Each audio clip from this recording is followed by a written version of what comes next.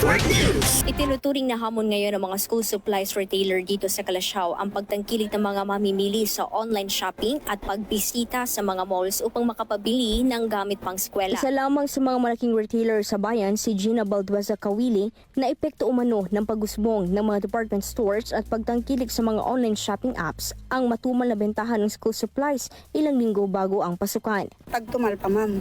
Unlike before, pag malapit na talagang dumadagsa ang mga tao. Pero ngayon, hindi gaano. Pero may paisa-isa. Malaking pagbabago din umano na kanilang maobserbahan ay ang paisa-isang pagsulpot ng mga customers sa kabila ng bahagyang pagmura ng presyo ng mga produkto. Mga papel, notebook, bumaba. Pero yung mga ballpen, lapis, tumaas lahat. Crayola, ganun.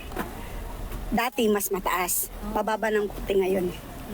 Kaya mas okay. Samantala, isang retailer din na tumangging humarap sa kamera ang sang-ayon sa magandang presyohan ng school supplies sa kasalukuyan dahil sa pagbaba o parehas sa dating presyo ng mga papel, ngunit bagyang pagtaas naman ng mga panulat at pangkulay. Hindi gaya dati.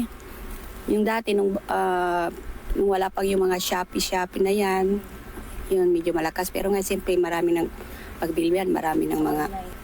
yung sa notebook, para 20 pa rin. 20. Yung mga tingin yung nagmahal mo?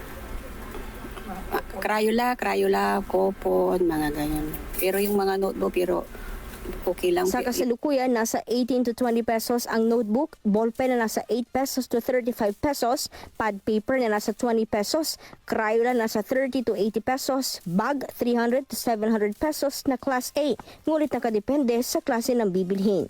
Sa kabila nito, positibo sila na dadagsigin ang kanilang mga pwesto sa paparating na linggo pagkatapos ng Brigada Eskwela dahil sa mga mamimili na naghahanap ng mas kalidad na produkto at ayaw nang lumayo dahil sa mainit na panahon. Kasama mo mula dito sa IFM Dagupan, Idol Jam Victorio, Tatak, RMN. RMN Network News.